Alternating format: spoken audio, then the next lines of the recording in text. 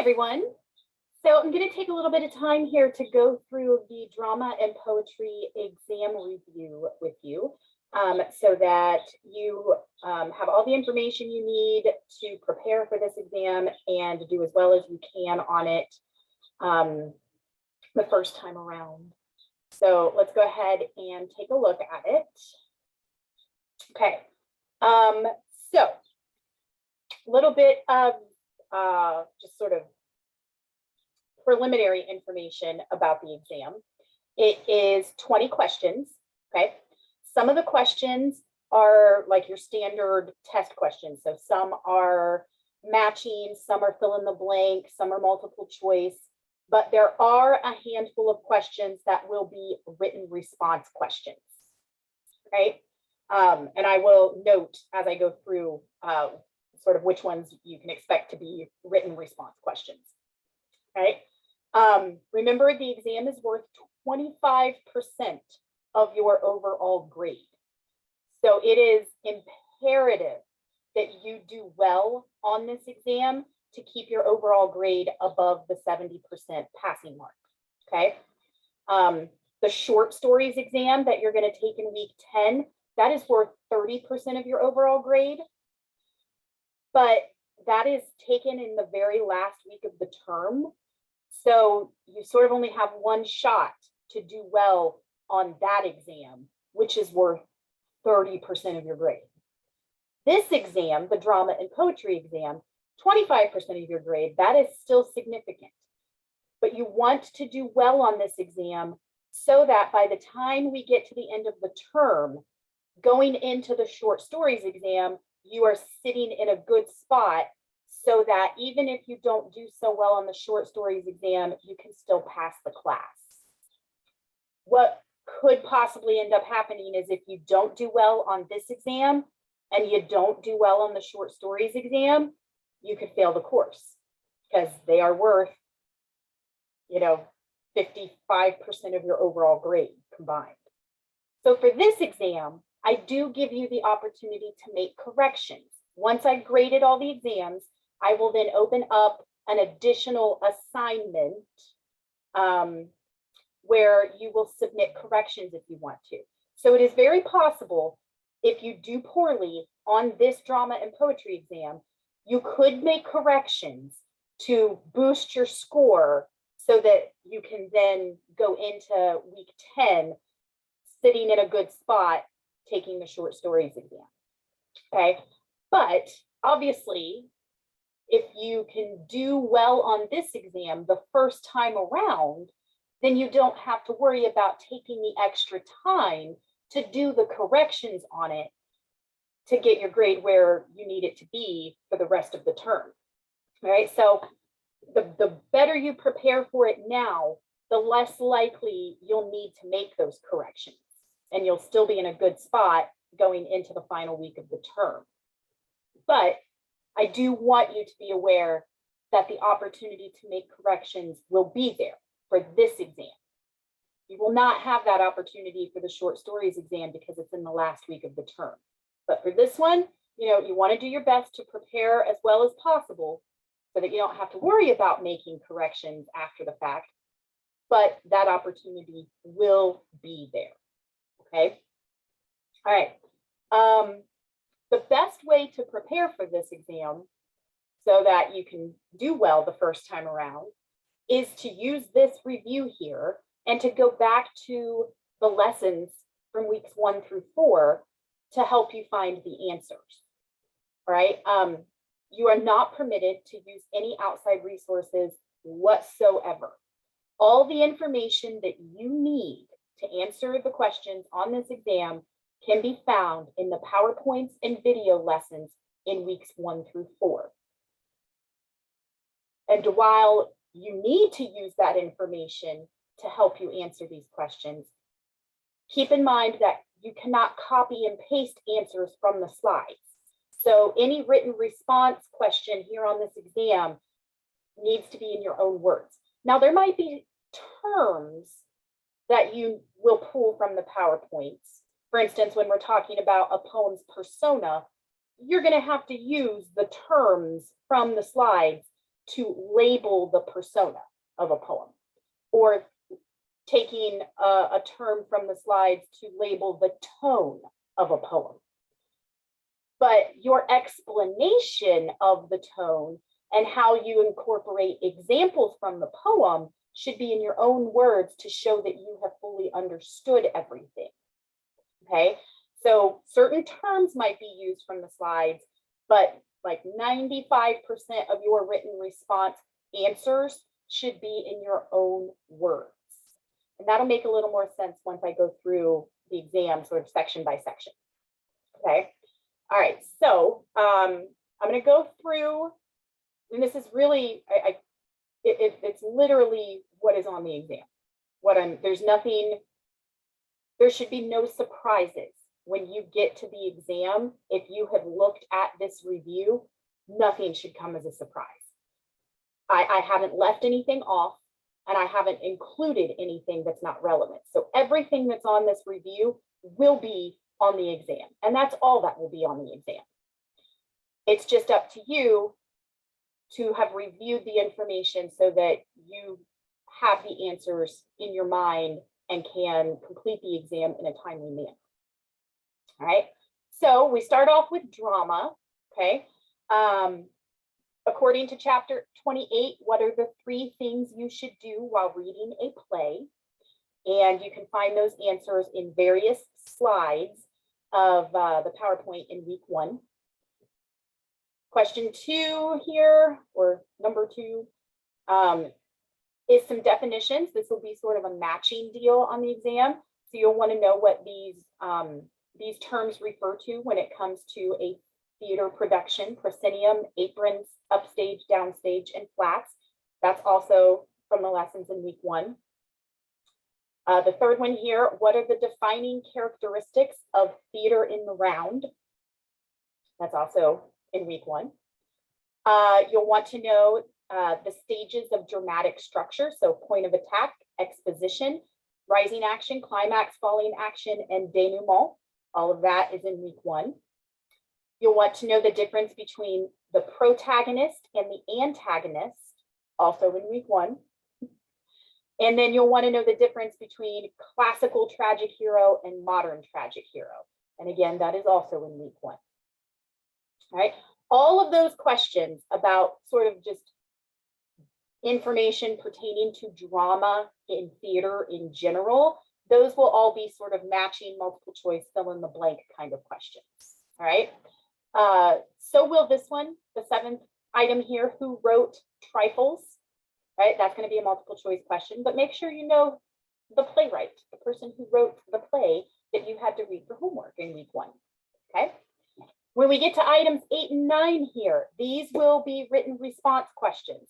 So again, there might be certain terms or ideas that are coming from the lessons, but for the most part, all of these should be, both of these questions should be in your own words. The first question about Trifles is review the general plot of Trifles. What do we learn about the Wrights' marriage and why Mrs. Wright killed her husband? Okay, so you want some general information, what we learned about their marriage, and then specifically why she killed him. All right, so again, this is going to be a written response question. This next question, describe your reaction to the decision made by Mrs. Peters and Mrs. Hale to hide the dead bird from the men. Keeping in mind what we have learned about their marriage and the time period in which the story takes place, do you think they did the right thing? So what was your reaction? And do you think they did the right thing? And again, keeping in mind what we learned about the Wrights' marriage and the time period in which this took place, the story takes place. Do you think they did the right thing? So this should be a pretty original response from you as well, because it's about your reaction. What was your reaction, and do you think they did the right thing? That'll be a written response as well. Then we move into poetry. All right, so we have some definitions here that you want to make sure you're aware of: connotation, denotation, simile, metaphor, personification, imagery, and symbol. Those will be sort of like a matching fill in the blank kind of question. All right, the answers to that can be found in week 2. Then we have the rest of the questions on the remainder of the exam will be written response. So you're going to have 3 questions about persona. You are going to have to label the persona and provide 2 examples from the poem that show us that character, that those traits of the persona. You're going to need to do that for My Last Duchess, Porphyria's Lover, and Siren Song. So one of the questions is going to ask you what we've learned about the persona in My Last Duchess, and to provide 2 examples from the poem that reveal that persona to us. So you're going to want to go to that slide in the PowerPoint for chapter 18 and review what we said about the persona. What did we learn about that speaker? What kind of person is he? How would you describe him? And there were several terms that were used. So though the terms to label the persona can come straight from the PowerPoint, but then you have to choose 2 examples from the poem that reveal those traits of the persona. So for example, you know, one of the terms we used to describe the persona in My Last Duchess, we said that the Duke is very jealous. If that's one of the terms you decide to use to describe his persona, then the examples that you pick from the poem have to show us his jealous side. We also said he was, you know, powerful and controlling. If that's what you choose to say about his persona, then the examples from the poem that you use have to reveal his powerful and controlling nature, right? So you can't just slap on a label for the persona and then choose 2 random examples from the poem.